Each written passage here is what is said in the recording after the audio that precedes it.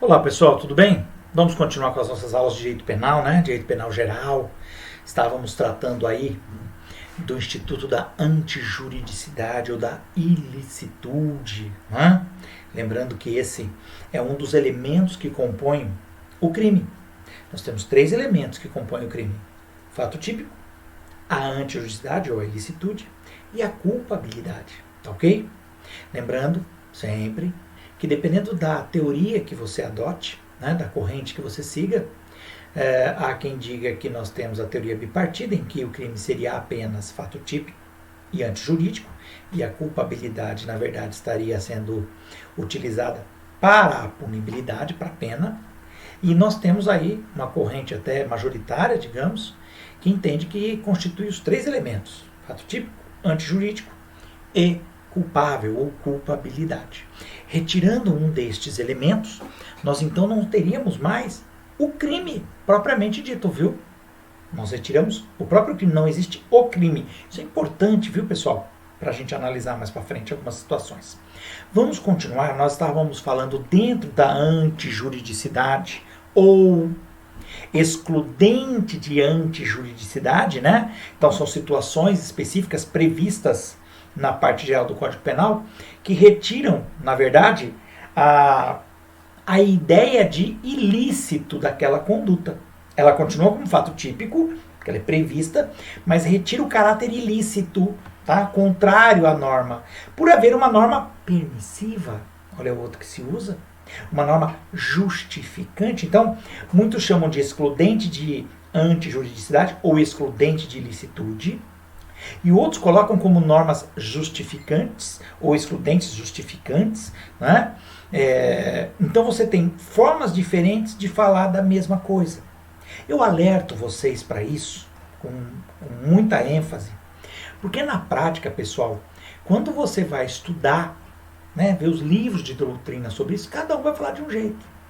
Tem quem chama também de discriminantes, né? Discriminantes é outra forma de colocar essa mesma situação, tá bom?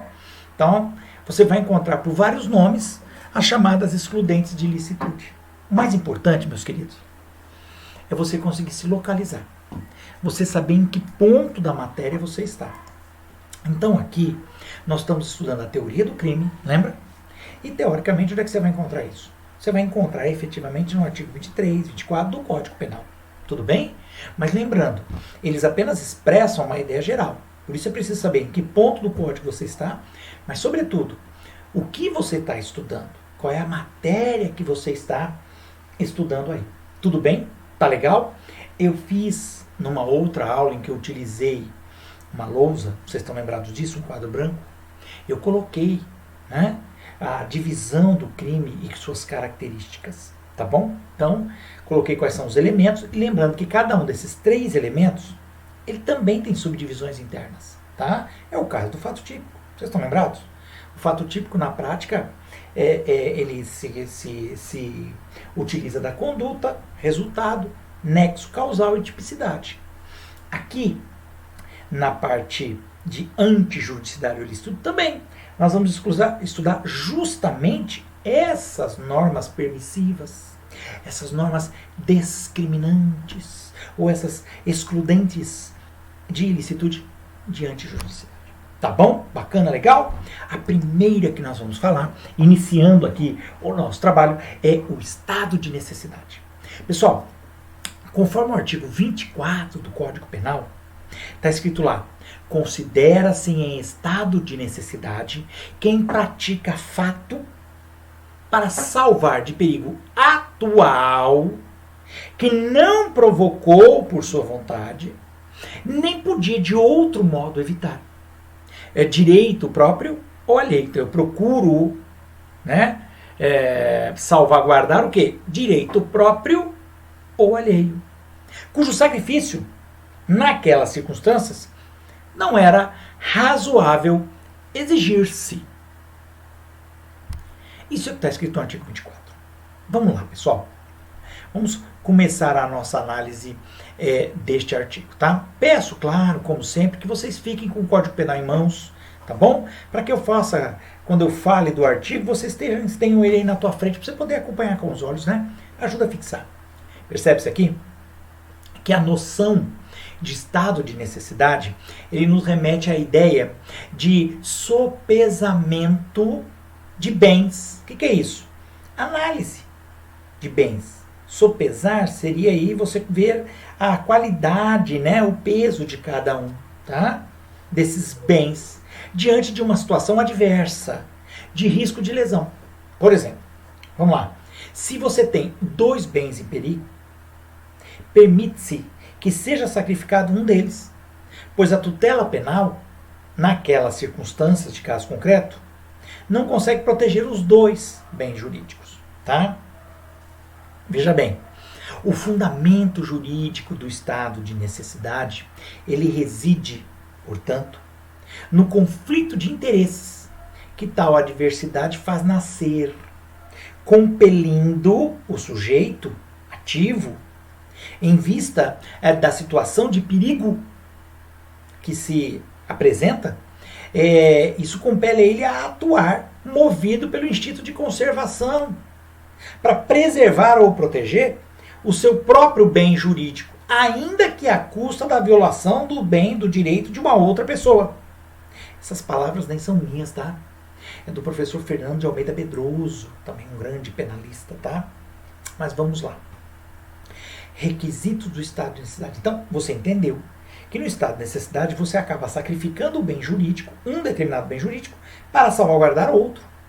Geralmente você resguarda o seu bem jurídico e atinge o bem jurídico da outra pessoa. Em algumas situações, isso é possível, é previsto, tá? Claro, qual bem jurídico aí sopesado, colocado aí em análise, né? Qual tem mais importância? Então, vamos lá, vamos falar dos requisitos e a gente vai entendendo um pouco melhor. Só a leitura do artigo 24, você já consegue tirar aí, na verdade, requisitos objetivos do estado de necessidade. Qual que é o requisito objetivo? Primeiro, perigo atual. O perigo atual, ele aparece como primeiro requisito da situação de necessidade, tá? Cuida-se aqui de risco presente, risco real, gerado por um fato humano. Comportamento aí de animal, que não seja provocado pelo dono, lógico, né? Ou fato da natureza, sem destinatário certo, tá? Então você tem que ter aí um fato real, presente, atual. Nada que seja ainda iminente, que virá a acontecer. Não, isso não possibilita estado de necessidade. A gente costuma discutir se o perigo iminente, que eu acabei de citar, que está prestes a se desencadear, que pode ocorrer, justifica a conduta aí pelo estado de necessidade. Olha, a lei nada diz. E diante do silêncio da lei, a maioria da doutrina ensina que o perigo iminente não autoriza essa discriminante, ó o termo, essa discriminante, essa excludente de ilicitude, essa norma permissiva, percebeu? O Flávio Monteiro de Barros, no entanto, ele tem um pensamento diferente. Flávio Monteiro de Barros, hein? Ele diz, nas palavras dele, cumpre, porém, não confundir o perigo atual ou iminente com a iminente realização do dano. Ele vê coisas diferentes aí, entre o perigo e a realização do dano, tá? Perigo iminente é uma coisa, iminente realização do dano é outra. Para a configuração do estado de necessidade, basta um perigo atual ou iminente, na visão do Barros Monteiro, tá? Pouco importa se o dano irá produzir-se em brevíssimo tempo ou depois de passadas algumas horas. Se, por exemplo, o navio começa a afundar, já há um perigo atual. Se o naufrágio total ocorrer em poucos minutos, haverá perigo atual com dano iminente. Se, todavia, demorar algumas horas para o navio afundar, isso acontece, haverá perigo atual, perigo, com dano não iminente. Porque o afundamento do navio mesmo vai demorar ainda um pouco, né? Horas. Em ambos os casos, desde que inevitável o fato necessitado, O agente poderá invocar estado de necessidade, furtando, por exemplo, furtando o único salva-vidas disponível. O navio está afundando. Se eu estou vendo que ele já vai afundar porque está descendo rapidinho, daqui a alguns minutos nós estamos debaixo d'água. Eu cato lá o salva-vidas. Só tem um, eu catei. Vou fazer o que alguém quer no meu lugar? Aí eu morro afogado. Agora, se for demorar algumas horas, o navio está vazando água, ele vai afundar. Só que ele é grande, a água entra devagar, vai demorar horas para ele afundar. Mas nós estamos longe, muito longe de uma praia, de um porto. Eu já posso pegar o bote salva-vida ou o salva-vida, o único? Então, Barros Monteiro entende que sim, você está em estado de necessidade. Mas qual que é o bento jurídico tutelado? A vida. A minha e a dos outros que estão no barco. Agora, tem um salva-vidas. E agora, meu rei, o que você faz? Entendeu? 2 pessoas não cabem no salva-vidas. Não é? E aí? Muito bem, devemos destacar também, na visão do Monteiro de Barros ainda, contudo, que o estado de necessidade não pode ser invocado quando o perigo pode ser evitado por outro modo. Logo, o intervalo de tempo existente entre o perigo e a efetivação do dano, situação, o barco está afundando, e quando é que ele vai efetivamente todo para o fundo? Ainda vai demorar. Às vezes dificulta aí a invocação do estado de necessidade. Porque neste caso, quase sempre o bem jurídico poderia ser salvo de outro modo. Por exemplo, vai levar horas para o barco afundar devidamente. Dá para usar o rádio do barco, do navio e pedir ajuda. Helicópteros, barcos da marinha. Então até afundar, o socorro chega. Aí você não vai poder ir lá e pegar o salva-vida só para você. Bom, eu estou colocando isso, pessoal, só para vocês verem que há uma certa divergência. A maioria da doutrina, vamos deixar bem claro, a maioria da doutrina entende que o estado, que o perigo tem que ser atual, não pode ser posterior, tá bom? Tem que ser agora. O estado de necessidade, quanto à existência do perigo, é classificado aí em estado de necessidade real, quando a situação de perigo efetivamente existe, tá? Nesse caso, exclui a ilicitude da conduta. O perigo é real, ele existe. Também tem o estado de necessidade putativo, quando a existência do perigo é putativa, não é real, é putativa. O que é isso? Eu imagino que eu estou em perigo. Quando o sujeito atua em face de um perigo imaginário, aí não exclui a ilicitude. Minha conduta continua sendo ilícita. Tá? Que a gente chama de discriminante putativa. Esse putativa é só na imaginação. Entendeu? Só na imaginação. Tá? Eu sei, é um termo estranho para falar de algo imaginário. Então. Mas tá? Falou em putativo, é só no sonho do sujeito. Tá legal? Muito bem. Outra situação, outra divisão que a gente faz dentro, né, da análise aí do artigo 24. Tá bom? Primeiro é o perigo atual. Segundo, que a situação de perigo não tenha sido causada voluntariamente pela gente. Tá? Não pode invocar estado de necessidade aquele que provocou por sua vontade o perigo. Porque aí também fica fácil, né? De acordo com as lições aí da maioria da doutrina, né, a expressão voluntariamente é indicativa somente de dolo. Já falamos de dolo, né? Intenção consciente para realizar um resultado, né? Muito bem. Ação consciente, porque ele quer. Não abrangendo aí a culpa, no sentido estrito, né, de culpa. Logo, diante do perigo gerado por incêndio, o seu causador doloso, quem provocou o incêndio, não poderia invocar aí a discriminante. Mas aquele que agiu por negligência, quer dizer, foi sem querer que ele botou fogo, né? Foi negligente, culpa. Aí ele pode, tá? Ele pode. Beleza? Esse é o entendimento da maioria, mas como sempre, vamos lá. O Mirabete discorda. Ô João, por que você fica colocando quem discorda? É um ou outro. Bom, primeiro que não é qualquer um. Lá atrás foi o Barros Monteiro, grande penalista. Aqui, Mirabete, um nome renomado. E é importante que você saiba também onde que é a divergência. Por quê? Na nossa área do direito, você tem que lembrar que muitas situações que hoje são tidas como, olha, é cabal, não se discute, é assim. Pois é, pode haver uma mudança de visão. Como? Com o tempo.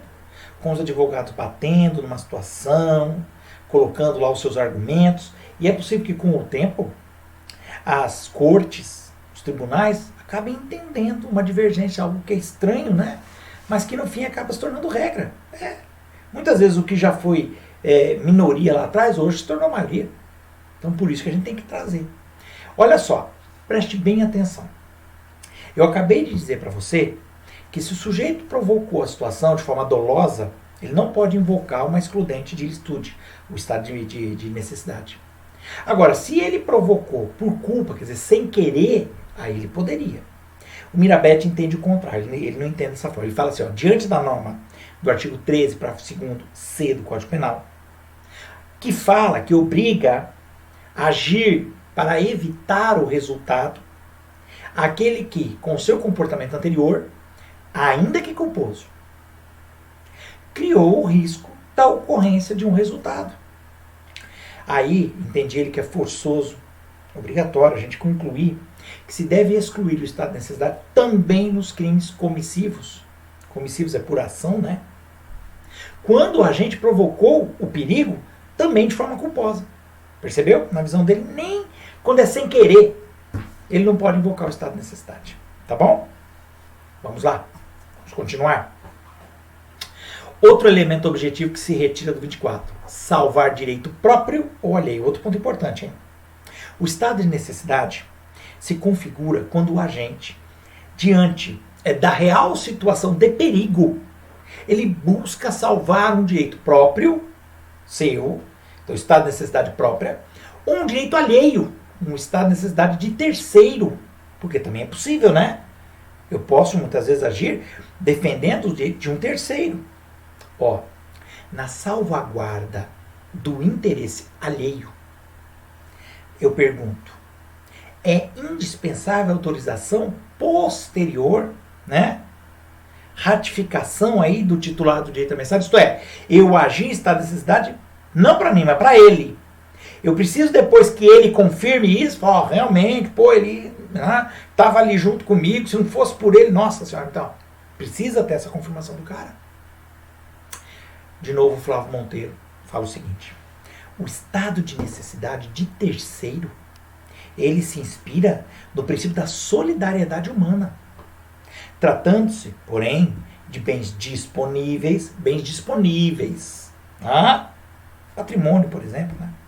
Alguns autores sustentam a necessidade da aquiescência. O que é a aquiescência?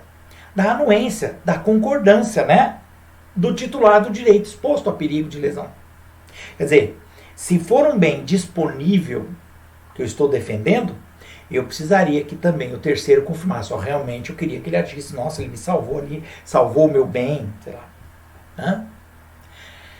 Veja bem, não procede o raciocínio, pois a vontade do terceiro em perigo, como dizia o doutrinador Lamédica, não é tomada em consideração.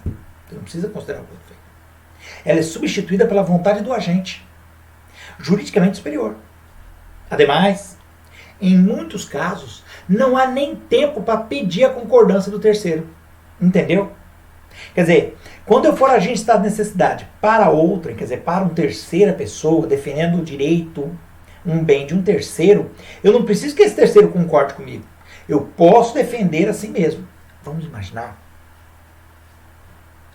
É que é difícil dizer, né? Vamos pegar uma escolha de ilicitude. Você vem dirigindo o carro, quando você percebe que um outro carro vem disparado, enlouquecido e vai passar em cima de uma criança.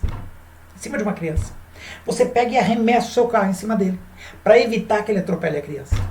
E você consegue. Percebeu? Você salvou a vida da criança? Pode ser que tenha salvado a vida mesmo, evitado uma lesão corporal, não importa. Mas você atingiu o bem jurídico de outra pessoa, né? Entendeu? Bom, de qualquer forma, só um exemplo, né? Não estou defendendo a mim, mas um terceiro, tá? Eu nem sei se nós estamos no estado de necessidade ou legítima defesa aí. Mas vamos lá. O importante aqui é entender a situação de um terceiro, tá bom? Vamos lá. Outro elemento objetivo retirado da análise do 24. Inexistência de dever legal de enfrentar o perigo. Outro ponto importante, viu? O parágrafo 1º do artigo 24 diz assim. Tá com o Código Penal aí? Tá lendo comigo? Parágrafo 1º do Código Penal, artigo 24 diz assim, ó. Não pode alegar estado de necessidade quem tinha o dever legal de enfrentar o perigo. Entendeu?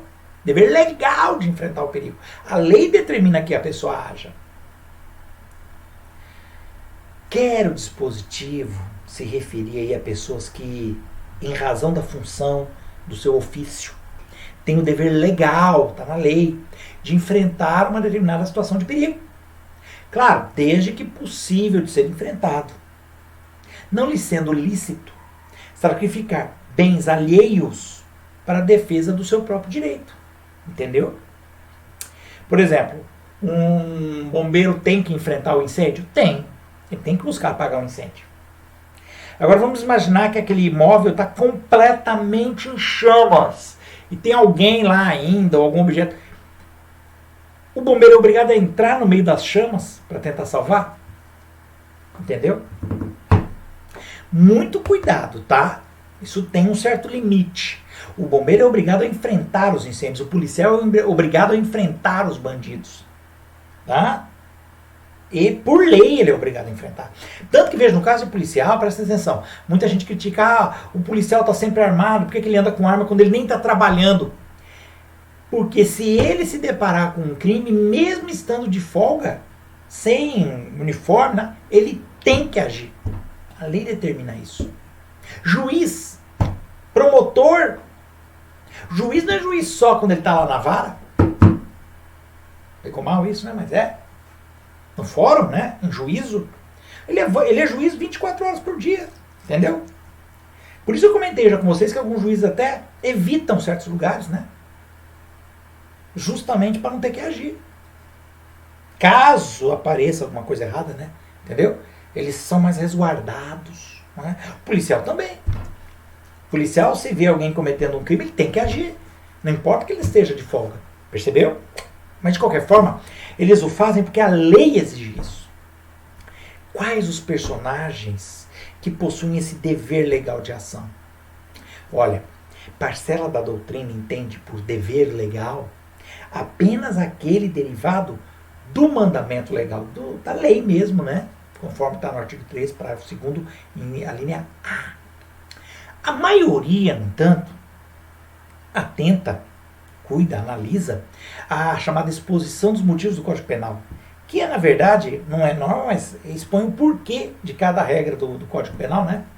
Discorda disso, tomando a impressão dever legal no seu sentido amplo, abarcando, então, inclusive o conceito de dever jurídico, não só de dever legal, mas jurídico. O NUT entende dessa forma. Onde é que eu vou encontrar o dever jurídico, João? Você que está aí com o seu Código Penal, dá uma olhada. Ó, artigo 13, parágrafo 2º, a linha A, B e C. Porque o conceito de dever legal está só no A. Entendeu? Artigo 13, parágrafo 2º, a linha A. Mas, se você for pegar o dever jurídico, que é mais amplo, pega também o B e o C. Olha o que diz o NUT para analisar isso. Ele fala assim: o dever legal é o resultante de lei, considerada esta no seu sentido lato. Entretanto, deve-se ampliar o sentido da expressão para abranger também o chamado dever jurídico, que é aquele que advém, que resulta de outras relações previstas no ordenamento jurídico, não apenas de lei, como o contrato de trabalho. O contrato de trabalho é jurídico, está na lei? Não, mas é o contrato de trabalho. Ou mesmo a promessa feita pelo garantidor de uma situação qualquer. O sujeito que vem faz uma promessa, estou garantindo isso aqui, ali, pronto. Não está na lei, mas ele se colocou como garantidor, então. Da mesma forma, Bento de Faria, o grande Bento de Faria, comenta no seu Código Penal Brasileiro comentado, né? Ele diz que no prisma da ampliação do significado, quer dizer, fazendo aí uma ampliação do significado desse dever, Pode-se citar o disposto na exposição de motivos da parte geral do Código de 1940, que é o nosso Código Penal, que não foi alterada, tá? A abnegação em face do perigo, quer dizer, você se negar a agir diante do perigo, só é exigível quando corresponde a um especial dever jurídico, tá? Falei o contrário. Então, de novo, a abnegação, você atuar em face do perigo, só é exigível quando corresponde ao especial dever jurídico. Por isso, tem o dever de enfrentar o perigo, tanto o policial, que é um dever que vem da lei, quanto o segurança particular contratado para a proteção do seu empregador. Que é um dever jurídico, não é um dever legal, mas é um dever jurídico, que vem do contrato de trabalho que foi feito. Ele assinou um contrato de trabalho que ele é o segurança do cara. Então ele é obrigado a agir diante do perigo, não pode correr. Nas duas situações, não se exige da pessoa encarregada de enfrentar o perigo qualquer ato de heroísmo ou abdicação de direitos fundamentais como a vida, a integridade física. De forma que o bombeiro, ele não está obrigado a se matar em um incêndio para salvar terceiros. Nem o policial está obrigado a enfrentar o perigo irracional somente porque está lá no artigo 24, parágrafo 1º. A finalidade do dispositivo é evitar que pessoas, aquelas que são obrigadas a vivenciar situações de perigo, como policial, bombeiro, segurança, ao menor sinal de risco, se furtem, fujam do seu compromisso. Essa é a ideia, percebeu? Se está tendo um assalto, o policial tem que agir? Tem que agir. Ele tem que agir. Ele tem que tentar frustrar o assalto, impedi-lo, sim. Agora vamos lá, é um policial, ele está lá com o 38 dele, que tem 6 tiros. E aí o assalto tem lá 12 bandidos com metralhadoras, fuzis militares. O que esse policial vai fazer, meu rei? Você quer que ele morra? Entendeu? Então, neste caso, o policial não tem muito o que fazer, porque se ele for encarar esses bandidos, o que acontece? Morre. Suicídio. Do mesmo jeito, o bombeiro, se está tudo em chamas, por mais que ele até queira, ele não pode ir lá, porque ele vai morrer. Entendeu? Não há possibilidade. Então, claro que tem que ter um pouco de razoabilidade, mas que ele tem que enfrentar, tem. O que esse policial vai fazer? Vai chamar a polícia. Vai pedir reforço, avisando quantos tem, o armamento, tudo bonitinho, porque ele entende disso. O bombeiro tem que tentar jogar água, pedir mais um caminhão de água, entrar jogando água lá dentro para tentar melhorar. Agora, tem limite, né? Boa. Outro elemento objetivo que se retira do artigo 24. A inevitabilidade do comportamento lesivo. Quer dizer, o comportamento que vai trazer a lesão ao bem jurídico é inevitável. Não tem outro jeito. O comportamento deve ser absolutamente inevitável para salvar o direito próprio ou o direito, de um terceiro diante de uma situação de perigo concreta. É preciso que o único meio para salvar o direito próprio ou do terceiro seja o cometimento do fato lesivo. Eu não tenho outro jeito a não ser lesar aquele bem para salvar o outro bem. Então você vai ter que sacrificá-lo, não tem jeito. Tá? O caso concreto é que vai dizer se o comportamento lesivo, quer dizer, eu tive um comportamento lesivo, era ou não inevitável. Tá? Logo, mostrando-se viável a fuga de um boi enlouquecido que se encaminha para o ataque, toureiro. Se é viável a fuga, esta opção deve ser escolhida. Fuja, corre! Inexistindo estado de necessidade, caso a gente resolva matar o animal. É aquele negócio. O boi está vindo. O boi vale dinheiro. É um touro. Tá um chifrão. Loucura. Vem para cima. Pô, você vê que tem ali um alambrado do lado. Tem uma porteira do lado. Ele ainda tá... Dá para você pular a porteira para o outro lado? Dá. Então você pula. Não, mas eu tô armado, eu atiro no boi. Mas por que você não pulou a porteira? Por que você deu um tiro no touro? Entendeu a ideia? É isso. Não, mas ó, tá longe. Não tem nenhuma porteira, não tem um alambrado, não tem uma árvore para eu subir. Porque de repente tem uma árvore, você sobe na árvore. Tem nada, descampado, longo, e o bichão tá vindo com tudo. Chifrão, olha. Aí eu não tenho outro jeito a não ser atirar no animal. Mato o animal, paciência, o que eu posso fazer? Ele ia me matar. Ou é a minha vida, ou a vida do animal, que é um patrimônio. Bem ou mal, pertence a alguém, vale dinheiro. Mas pode ser também que o boi esteja em direção a alguma pessoa, né? Não é? Não precisa ser só eu, não. Bacana? Era inevitável. Ali não tinha jeito. Agora, se a pessoa pode subir numa árvore, pular uma cerca, um alambrado, entendeu? Aí beleza. Aí tá de boa. Entrar dentro do rio, se o rio for, né, uma lagoa, que aí o bichão para ali e não vai pra cima, né? Talvez, não sei. Se for possível evitar, então você não pode cometer aí a conduta lesiva, tá? Beleza? Bacaninha? Quanto ao terceiro que sofre a ofensa, o estado de necessidade classifica-se em defensivo ou agressivo. Defensivo, quando o agente, ao agir em estado de necessidade, sacrifica bem jurídico do próprio causador do perigo. Entendeu? Agressivo, quando o bem sacrificado é de terceiro, que não criou ou participou da situação de perigo. Entendeu? Lembra quando eu falei de bater o meu carro no carro da outra pessoa porque aquela pessoa ia atropelar uma criança? Estamos aí numa atuação defensiva, né? Tá? Agressivo, quando o bem sacrificado é de terceiro que não tenha criado ou participou da situação. O boi. O sujeito dono do boi praticou? Não.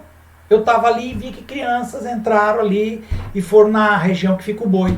O dono do boi não fez nada de errado. Mas eu vou acertar o boi, paciência. O que eu posso fazer? Vai agredir o bem jurídico dele.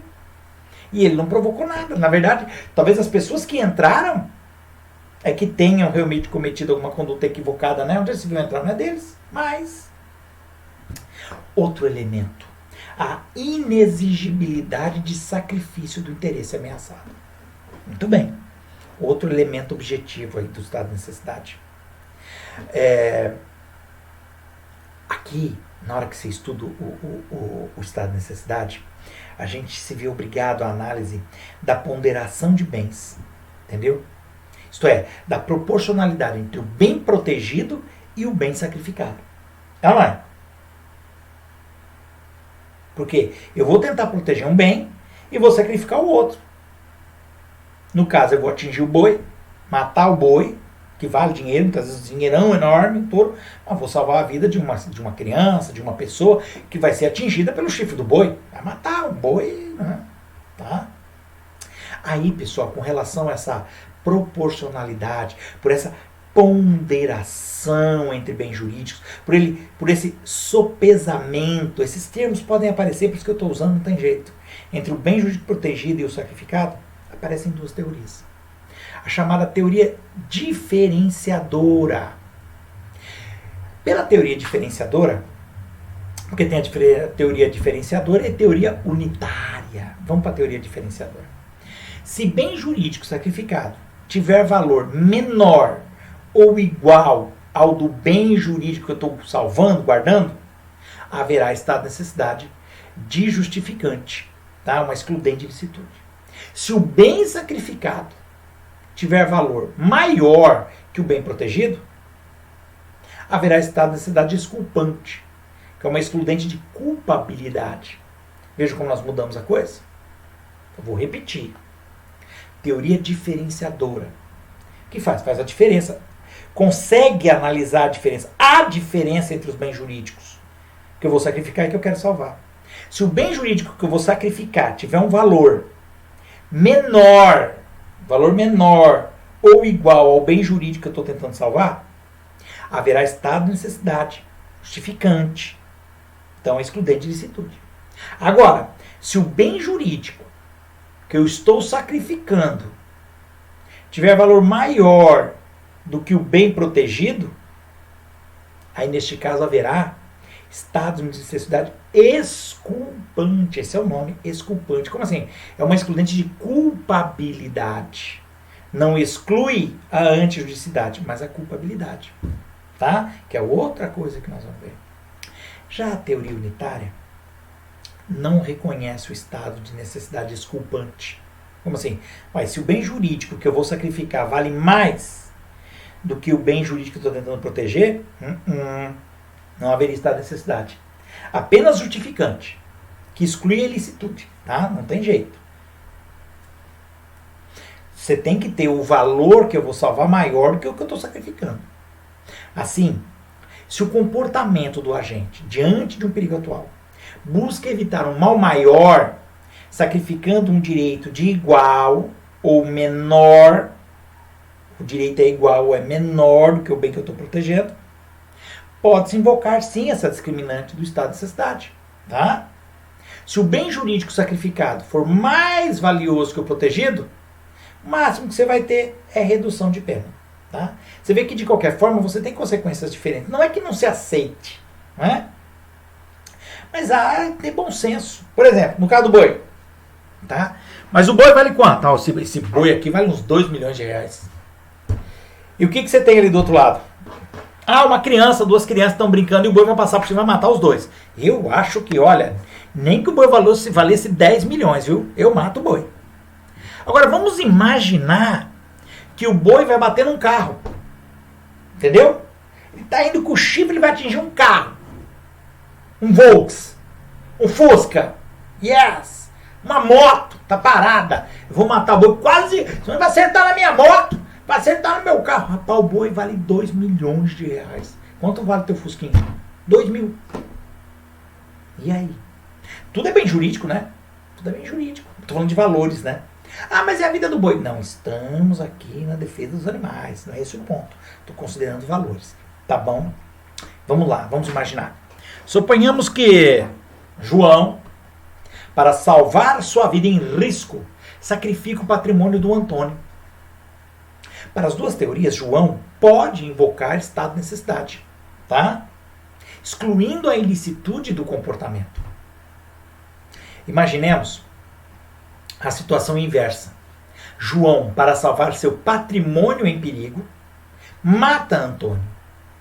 Para a teoria diferenciadora, pode o caso configurar causa de exclusão de culpabilidade, o chamado estado de necessidade exculpante. Tá? Seria uma desculpa. Mas eu matei o Antônio para salvar meu patrimônio, então. Não é o que acontece num assalto? O sujeito vem armado para assaltar e o cara acaba matando o assaltante. Já para os adeptos da teoria unitária, João praticou crime, incidindo, conforme as circunstâncias, numa causa de diminuição de pena. Quer dizer, ele acabou matando o Antônio para salvar o seu patrimônio. Claro, pessoal, que você tem que olhar para ver o caso concreto, né? Caso concreto. Porque o Antônio está armado, então. Eu não sei se de repente, além de roubar minhas coisas, ele vai atirar em mim, né? Então, ele está desarmado. E eu vejo ele mexendo lá no meu carro, na minha moto, para levar embora, para roubar. E eu atiro nele. Entendeu? Percebeu como cada um de vocês pode ter um pensamento, né? Cada um de vocês vai ter um pensamento. Há quem diga que, não, mas se o cara está tentando me roubar, eu vou defender minhas coisas. E qualquer coisa eu mato ele mesmo. E há quem diga, não vou matar o cara por causa de uma moto do carro, vou tirar a vida do cara. Isso é para cada um. E aí é uma questão pessoal. Não estou considerando isso. O que nós estamos falando é a situação de que haveria aqui, em tese, a defesa de um bem jurídico. Você concorda? O patrimônio do cara. Ele matou o outro por quê? Porque ele está defendendo seu patrimônio. Então, depende do ponto de vista. Se o Antônio está tentando, no nosso exemplo aí, né? Se eu acabo sacrificando o patrimônio do Antônio para salvar a minha vida. É uma situação. Agora, e se eu mato o Antônio para salvar meu patrimônio? É outra situação. Entendeu?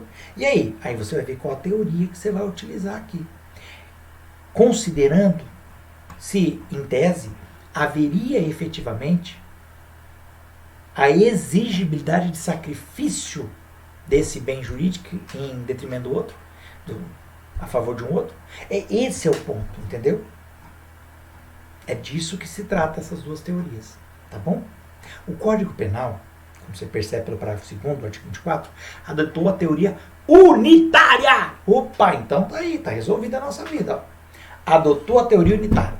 Ele diz assim no parágrafo 2º: embora seja razoável exigir-se o sacrifício do direito quando ameaçado, a pena poderá ser reduzida de 1 a 2/3. Então ocorrerá a redução de pena, como eu falei, da parte da teoria unitária. Então, volte o vídeo, ouça de novo a teoria diferenciada, a teoria unitária. O Brasil adotou a teoria unitária. Mesmo que haja uma desproporção entre os valores, o valor que eu estou defendendo é menor do que o valor que eu sacrifiquei, ainda entende que você tem uma excludente aí, porque há valores. E o que ocorrerá é uma redução aí na pena, tá bom? Haverá ainda o crime, mas com redução de pena. No julgamento do grau de importância do bem jurídico protegido, em confronto com o bem jurídico que será sacrificado, viu? Deve ser considerado sempre um sistema objetivo, de hierarquia de bens jurídicos, em abstrato, né? De acordo com os princípios, regras e os valores da Constituição, sem ignorar as circunstâncias do caso concreto, pessoal. Em especial, o estado de ânimo do agente. Ó, o Francisco de Assis Toledo alerta para o seguinte: havendo conflito entre deveres de igual valor, predomina a manutenção da situação pré-existente, aquela que já existe. Não pode, pois, o médico, diante de 2 pacientes necessitando de socorro, e só dispondo de um único aparelho que vai salvar, cessar o socorro que ele já tem iniciado em relação a um, para instalar o aparelho no que chegou por último, com o sacrifício da vida do primeiro. Então, chega uma pessoa, eu coloco o aparelho para salvar a vida dele. Aí chega mais um, eu tiro desse para salvar o outro. Não dá. Eu já coloquei, já estou trabalhando para salvar a vida desse. Entendeu? Só um comentário que se faz, porque aí são valores que o médico faz? Pensa comigo. Não é? Afinal de contas. São 2 vidas. Qual que eu tenho que salvar? Difícil, hein? Outro elemento objetivo que se retira da leitura do 24. Viu quantos elementos, né? Negócio bem bacana. Conhecimento da situação de fato justificante. Você tem que saber. Os requisitos objetivos, que nós já falamos, né? A doutrina acaba acrescentando esse. Tá? O conhecimento da situação de um fato que justifica a minha conduta. Que é subjetivo, se você for ver. É subjetivo. Porque eu tenho que ter isso na mente. Saber que o que eu estou fazendo é para salvar, eu vou acabar atingindo o bem de alguém para salvar um outro bem jurídico. Eu tenho que saber disso. Justamente o conhecimento da situação de fato que justifica. Tem que ter consciência e vontade de salvar um direito próprio ou um direito alheio. Tá? Aí vem a pergunta: cabe estado de necessidade em crime habitual ou permanente? Pessoal, crime habitual é aquele crime que você tem que realizar várias vezes para que realmente se consuma. Casa de prostituição. Não é porque uma vez houve ali uma festinha e o pessoal pagou para ficar com as moças que aquilo é casa de prostituição. Entendeu? Uma vez não tem nada. Tem que ter várias vezes. Crime permanente depende muito do verbo, né? Mas, por exemplo, droga. Se eu guardo droga comigo, quanto tempo eu tenho que guardar? Um dia? Uma semana? Um mês? Um ano? Não, durante todo esse tempo o crime se manteve. Depois de 5 anos, não, continua sendo crime. Isso é crime permanente. Nós já comentamos isso. Mas vamos lá. Exigindo a lei como requisitos o perigo atual, a inevitabilidade do comportamento lesivo e a não razoabilidade, quer dizer, não é razoável a exigência do sacrifício do direito que está sendo ameaçado, referindo-se aí, no caso, às circunstâncias de fato, não se tem admitido, pessoal, estado de necessidade nos delitos habituais. Não se aceita. Que demandam para sua configuração reiteração de atos. Né? Nem nos permanentes, cuja consumação se prolonga no tempo, né? Perdurando enquanto não tiver cessado a conduta. Né? Muito bem. Então não cabe estado de necessidade desses crimes. Dentro desse pensamento, pessoal, não pode alegar estado de necessidade, por exemplo, quem exercita ilegalmente a medicina, que é um crime habitual. Ainda que tenha como finalidade suprir a falta de um profissional, de um médico, né? Numa região distante aí da cidade, né? Que não tem médico. Ou a mãe que submete o filho ao cárcere privado, que é um delito permanente, para impedir esse filho de continuar usando drogas. A gente vê muito isso, meu querido, minha querida, tá? E é muito discutível. Mas veja, é crime permanente, você não pode manter alguém em cárcere privado. Ah, mas não, ele vai usar drogas. Você não pode alegar que é estado de necessidade. Esses comportamentos, porém, apesar de serem típicos e ilícitos, conforme as circunstâncias do caso concreto, podem configurar inexigibilidade de conduta diversa. Aí nós não estamos em antijuridicidade, nós estamos em culpabilidade. Exclui a culpabilidade do autor, tá? Ora, se vê que o filho está enlouquecido na droga, a mãe vai lá e acorrenta ele, prende ele num guarda-roupa pesado, ele não pode fugir dali, não pode sair. É cárcere privado? É. Dá para alegar estado de necessidade? Não. O crime se mantém, é fato típico e é antijurídico. Mas há como você exigir que a mãe deixe o filho solto para se drogar? Então exclui a culpabilidade. Se você não vai de um lado, você vai do outro. Tem que olhar os vários aspectos. Boa essa, hein? Outro ponto importante, que eu chamo muito a sua atenção, pessoal, é o chamado furto famélico. O furto famélico é crime? Famélico é de fome. Quando eu furto um alimento, porque eu estou passando fome. Vamos entender como furto famélico, o furto praticado para saciar, então, a fome. O furto famélico tem sido reconhecido pela jurisprudência como um exemplo típico de conduta praticada em estado de necessidade. Desde que estejam presentes, pessoal, os seguintes requisitos. Primeiro, que o fato seja praticado para mitigar a fome, para aplacar a fome mesmo. E que seja o único e derradeiro recurso que o agente tem. A chamada inevitabilidade de comportamento lesivo. É inevitável que eu tenha um comportamento que vai lesar o bem jurídico do outro. Por quê? Porque eu estou passando fome. Preciso comer, vou ter um troço. Tá? Outro elemento, que haja a subtração de coisa capaz de diretamente contornar a emergência. Entendeu?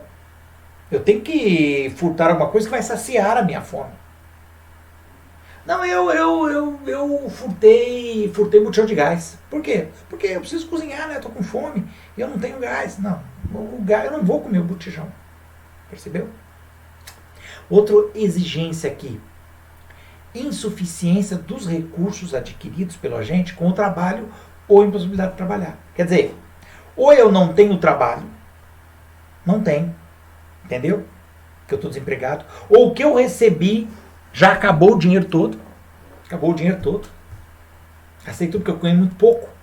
São muitas crianças e tal. Ou eu não tenho como trabalhar. Questão de saúde, alguma coisa assim. Entendeu? Então cuidado.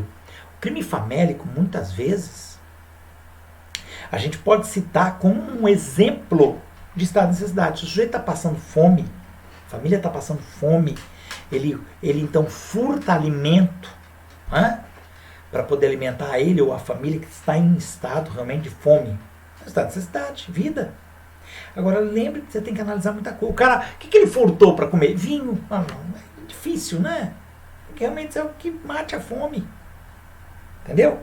E ele não tem outra forma de resolver isso. Então tem que tomar cuidado, tá? A empregada doméstica, funcionária da família, que furta alimentos para levar para casa, cuidado. Aí não é famélico, não tem essa variação. Por quê? Porque ela recebe um salário. Mas ela ganha pouco. Então, mas ela tem que trabalhar o dinheiro dela de forma que ela consiga comer o mês todo, né? Ela vai furtar alimento. Até porque esse furto é qualificado. Por quê? Porque fere a confiança da pessoa que contratou ela. A pessoa está lá com a casa dela aberta para essa funcionária, tá bom? Só alguns detalhes. Outro ponto para a gente fechar estado de necessidade. É possível estado de necessidade contra estado de necessidade? Nossa, agora é. Ó, pessoal, vamos entender. É possível duas pessoas enfrentarem o mesmo perigo nesse cenário. Não se exige do titular do bem, que está em risco, o dever de permitir o sacrifício do seu direito quando diante da mesma situação de perigo do outro. É o denominado estado de necessidade recíproco. Exemplo, que tem na doutrina, né? É o caso dos dois náufragos, que disputam o único salva-vida. Os dois estão defendendo o quê? A vida. O interesse dos dois parece claramente legítimo. Ficando o direito penal, nessas circunstâncias, ele fica neutro. Como assim, João? Quem pode mais chora menos. Se tá eu e o outro sujeito, afundou o Titanic, só tem nós dois, tem um salva-vida boiando. Se os dois segurar, afunda. E agora? Bom, agora, fião, eu sinto muito. Mas eu vou fazer o que for preciso para manter a minha vida. Né? Olha que situação. Você vai matar o outro cara? Possivelmente, porque mesmo que eu dê um murro na cara dele e desmaie ele, vai afundar e vai morrer. Eu fiquei com salva-vida. Ou que eu faça cosquinha nele, para ele largar o bote, o cara saiu nadando e vou embora com o bote. Ele vai morrer também, porque ele vai acabar afundando. Estamos muito distantes. Para águas profundas. Não vai aguentar. Paciência, mas você vai matar o outro sujeito. O que eu posso fazer? Você quer que eu então abra a mão da única vida que eu tenho para que ele fique vivo? Entendeu? Claro, é minha esposa, são meus filhos. Eu posso abrir mão da minha vida e deixá-los. Eu faria isso sem pensar. Agora, se for um outro sujeito, eu estou pensando em voltar para meus filhos também, né? Para minha mulher e tal. Então, o pau vai comer. Quem pode mais chorar menos para ficar com esse salva-vidas. Tá legal? Percebeu que matéria interessante, pessoal? E aí, veja, eu cometo um fato de, sim, homicídio, eu matei o cara. Matei o sujeito. Mas aí eu estou acobertado por uma excludente de inciso. Qual? O estado de necessidade.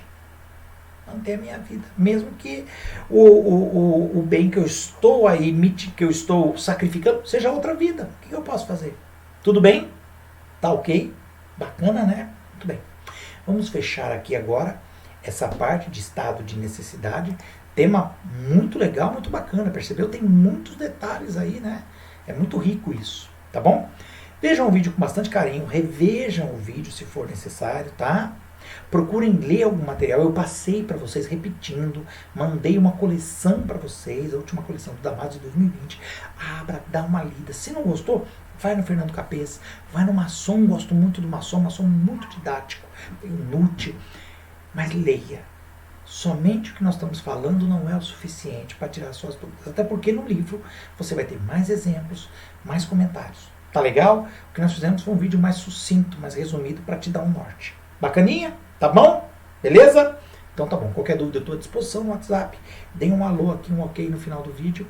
Façam seus comentários, não tem problema nenhum, fico muito grato por eles, tá bom? E nos vemos aí na nossa próxima aula, onde veremos legítima defesa. Próximo tema que nós vamos tratar de excludentes de ilicitude, legítima defesa. Tá bom? Forte abraço, até a próxima. Fui!